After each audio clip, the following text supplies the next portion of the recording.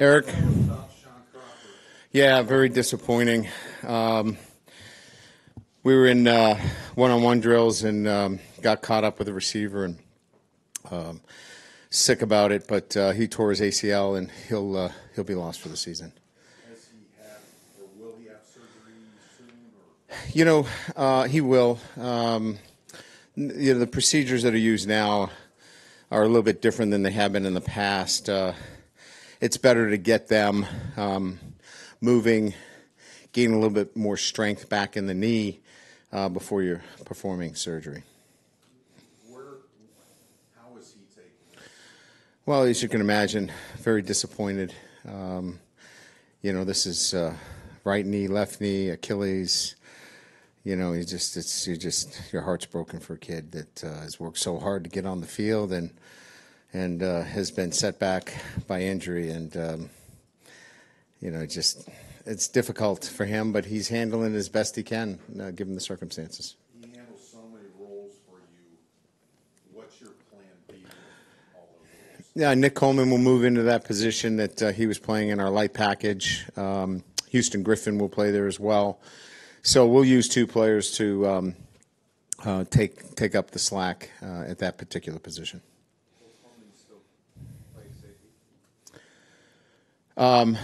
Nick Coleman will still be part of the rotation, yes, at the safety position, yes. Brian, just to clarify, with Sean, that didn't happen today. No, that was on Tuesday. You're saying Coleman's not in the starting lineup at safety? He will be part of the rotation there. We're going to play multiple safeties. I don't know who's going to start right now. We're going to play 2 or 3 safeties. Coleman's playing nickel. Griffith, Jalen Elliott is going to play there. Tim, we're going to play. You're going to see Nico Fertitta. You're going to see Alohi Gilman. You're going to see a number of safeties playing there. Yeah. Was Crawford, had he won a kickoff return spot as well? I think there was a rotation there that we hadn't decided on. We were going to probably make a decision today, but obviously that's one that he's not part of now. Are you able to share what your decision is? I hadn't talked to Coach Polian before I was rushed in here to Mike wanting to keep us on time. How's that sound? Pretty good. All right. Perfect. I know you love injury questions and probably quarterback questions too. How did Brandon practice this week, and what were you looking for from him? I kind of use this analogy the last day, and I think it works pretty good. Is that we've just been working on the higher completion throws, that he needs to be more effective with, and he's done a nice job. He needs Phil Mickelson's short game. The best analogy I can give you. How am I doing so far with these analogies? Really, he's got to complete some of the easier high completion, kind of throws that are important to move the chains. And he's worked diligently on them. He's better at them, and he's going to continuously get better during the year. Your captains, Alex Barr and Sam Muttifer, spoke so highly of Liam and their confidence in him to perform. I'm wondering what the relationship has been like with Jeff Quinn and Liam and how he's played the role he's played in that development. I think it's been great. I think that whole unit has responded well to Jeff. I mean, I think their assignment correct. I think that the tone has been great in terms of the camaraderie amongst the group. Jeff is fortunate that he's got a veteran, group there with guys that have played a lot of football too. So, there's good carryover there with some, great leadership and, experience with, as you mentioned, Alex and Sam, and certainly with, Kramer and Hainsey too. So, a good situation for Jeff where, he's got some experienced guys coming back, and, Liam, although didn't play last year, has been around, and been getting second team reps. So I think it's been good. I think it's been good on both ends. I think Jeff lends a real good,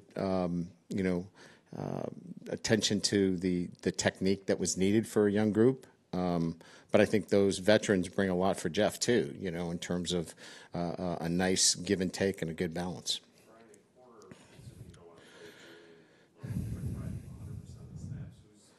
Dante Vaughn's 3. Dante has established himself as a 3. Yeah, how has his camp gone? He's not somebody that I think we've asked you about. No. You know, Dante's a long corner that has a real good ability to get his hands on footballs. I think if we go back to his freshman year against Miami, he had 2 or 3 pass breakups just in that game and not really know what he was doing. So he's always carried that. I think the thing that's held him back a little bit is and to be quite honest with you, we might have overcoached him a little bit, you know. And here's a long corner that this year we backed off on, you know, trying to fit him into a particular technique and gave him a little bit more freedom to be more comfortable with what was best for him and utilizing the technique that worked best for him. I think he's really blossomed from that perspective. So we feel really good about him if he's needed to be put in the game. And he can play both the wide corner and the short field corner for us. Pretty big gap between him and whatever the freshman is behind him. The fourth corner, where that. Well, it would be right now. We've got 2 corners, and DJ Brown and Tariq Bracy would be 2 kids that share real good ability, but different skills right now. Tariq is a guy that you could feel very comfortable just straight up playing man-to-man coverage. And DJ's much more technically ahead, if you will, in terms of playing zone coverages. So I think it would just depend on the situation as to how you would play that next corner. No, he's been on scout team with us. All right, sorry, I have my very important show, radio show, if you guys want to listen in. Tonight, Dave Poloquin will be on, and he'll be talking about recruiting items that might you find interesting. So, I don't know. You guys